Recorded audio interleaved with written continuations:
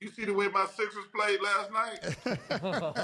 I saw the way your Sixers played, so I know that you're in a bad mood. I'm sorry to have to ask you questions about it, but I saw you and your friend over there, Mr. Shaquille O'Neal, last night, and Shaq was having a lot of fun with it at your expense and was also, as everyone was, highly critical of Ben Simmons. So as you wake up this morning, that's where it begins. What are your thoughts on Ben Simmons right now? Well, number one, I feel sad. Nobody wants to see. If you've ever played sports before, you don't want to see anybody just melt down publicly like that. I felt the first thing I felt was like, yo, man, because when you play sports, you're naked for the world, and you just felt bad for the kid because he's a great kid, but clearly he's got some mental issues going on when it comes to free throws, shooting the ball, and things like that. So my initial thought was saddened to see somebody struggle like that publicly. Secondly, listen, I've been listening, and been obviously I've been on a bunch of talk shows, and listen, I don't. They got to do two things in Philadelphia. They got to sit Ben Simmons down and say, Ben, are you going to work on your game? That's the first conversation Doc Rivers, Elton Brand got to have with this guy and Daryl Morey. They got to sit down and say, are you going to work on your game? Because, I hear all these people talking about, well, they got to trade Ben Simmons. Greeny, what NBA team that watched the last 5 games gonna give up a ton to get Ben Simmons? So those are the first two conversations. I hear all these guys talking about, well, they've got to trade Ben Simmons. What general manager in his right mind would watch the last 5 games and say, we need to go and get that guy and give up something for him? Because he makes a lot of money, so you're going to have to match salaries. But what general manager going to say right now is blowing up the Philadelphia's phone this morning saying, we've got to have that guy. So I think it's a twofold conversation. Is he going to work on his game? Because I don't think it's going to be that easy to trade him. 4 years and $146 million is what he has left on his contract. And so I'm fascinated by this. I asked Magic Johnson this question on TV this morning as well. If you were his teammate, Embiid almost came as close to like openly criticizing him as you usually will see a teammate do after a game last night. The frustration is obvious. If you're his teammate during the offseason, once everything is calmed down, what are you saying to him as a great player? What are you saying to him about what he needs to do? Well, I think it's similar to the conversation LeBron's going to have with Anthony Davis, to be honest with you. LeBron's going to have to say, Anthony, are you going to work on your body? You should be the best player in the NBA. It's kind of reminded me when I saw Magic on your show this morning, like at some point, LeBron's going to be like Kareem was and have to turn it over to Anthony Davis, and he become the best player. So that's a great similarity. And if I'm Joel Embiid, Ben, you're gonna have to get your game together, man. If we're gonna win this thing, I need you to be not just an all-star, a superstar.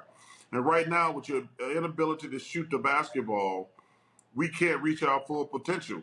I mean, listen, like I say, the Sixers gonna have to have an honest conversation with Ben, because all these guys getting on TV talking about we gotta trade Ben Simmons. What would you give up for Ben Simmons right now? There's no team in their right mind, even if it's a bad team, what are you willing to give up to get Ben Simmons? I'm not giving up a lot, especially when you said those numbers. He's owed like $140-something million. I'm not going to give a guy $140 million that I can't play in the fourth quarter of a game. The great Charles Barkley with us here on ESPN Radio. That's obviously what most people around the NBA are talking about today. Let's go to a few other things. Let's go to the opposite extreme. I want to hear from you as an immortal, as one of the greatest players in the history of the sport. How would you describe, for those who did not see your coverage over the weekend, how would you describe what you saw from Kevin Durant in this series against Milwaukee, particularly games 5 and 7? What did he do that you saw? I saw a guy who's the most skilled offensive player I've probably ever seen. I've never, you can't guard that guy. I've always said I thought James Harden was the best one-on-one basketball player I've ever seen. He's not Michael or Kobe, but as far as being a one-on-one player, Kevin, what he did in Game 5 and 7, I was like, maybe he's the best one-on-one player I've ever seen. But that series, got to take my hat off to the Milwaukee Bucks. Um, Winning Game 6 and Game 7, that was pretty good, man. But Kevin, man, he proved that he's the best offensive player in the NBA. And I feel like there may be something more to it than that as well, Charles. And that is so many people, Stephen A., yourself, me, and many others, the going to Golden State and winning the championships that they did, that there was always a little something about that it felt like it wasn't the same. That one championship in Oklahoma City, but it would have been worth 10 with Golden State. And then he comes to the Nets. And if he and Kyrie and James Harden do that together, they sort of all share the load. I'm not sure what we would have said about KD. I feel like this series may have elevated him, at least in my eyes, and I'm curious in yours, despite the fact that they lost. I feel like there was something he showed us that he never really did before. Well, listen, Greeny, he's not going to ever get the credit from guys like myself until he's the number one player, the number one option. Mm-hmm. He joined the bandwagon of Clay and Steph. So we're not even going to give, no disrespect, we're not going to give him credit for what happened in Golden State. Mm-hmm. And listen, when he partnered with Kyrie and James, there was some foul about that, to be honest with you. So it's a really tricky question. But until he wins the championship where he's the number one guy, he's never going to get the respect from the old guys, plain and simple. I think that's right. I feel exactly the same way, to be honest with you. He proved more to me, not that my opinion should make any difference to him, and I'm sure it does not, but with the way he played in games 5 and 7 when his team needed literally everything from him. He played 101 out of 101 minutes in those two games and won one of them basically by himself and was this close to doing the other one, literally however many inches his toe was over that line, that it would have been a three-point shot instead of a two. I thought that was one of the great performances I've ever seen, despite the fact they lost one of the games. Yeah, I totally agree. But when Michael Jordan got 63 against the Celtics, it was one of the greatest things I've ever seen. But they still got an L hung on them. Mm-hmm. So two things can be true.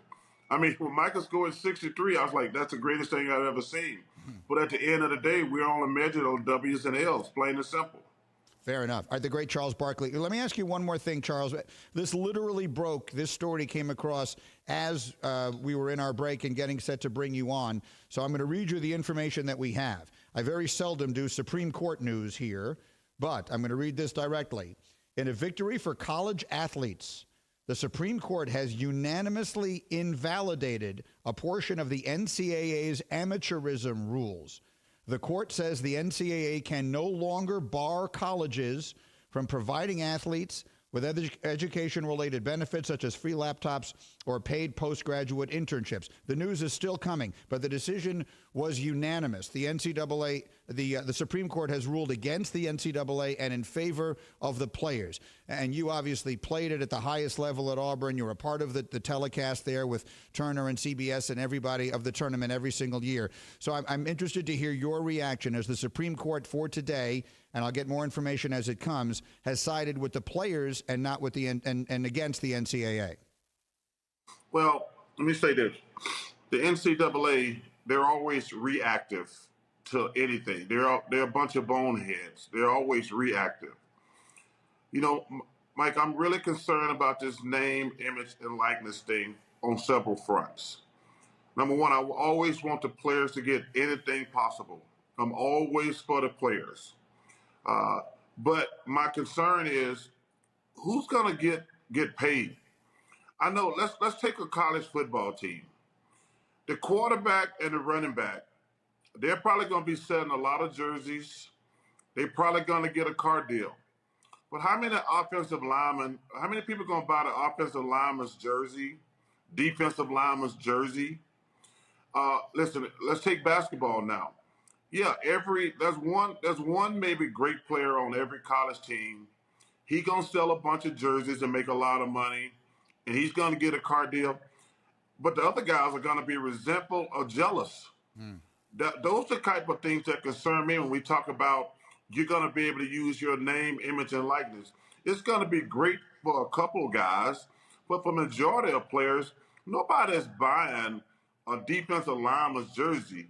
Now the quarterback, the running back. Let's take the kid at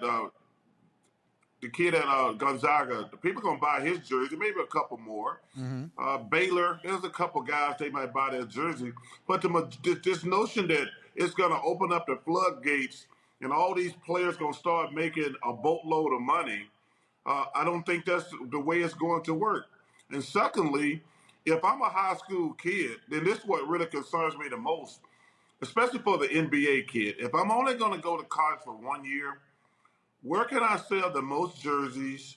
Where can I get a car deal? No, I'm going to Duke, Alabama, Auburn, Kentucky. I'm not going to a smaller school. I've only got to be there for 6 months. How can I maximize my money potential? I think it's really going to escalate between the haves and the have-nots. So stuff like that really concerns me. And I don't know the answer. I want to make that perfectly clear. But this notion that everybody can sell their name, image, and likeness now, and everybody's going to make a lot of money, I think that's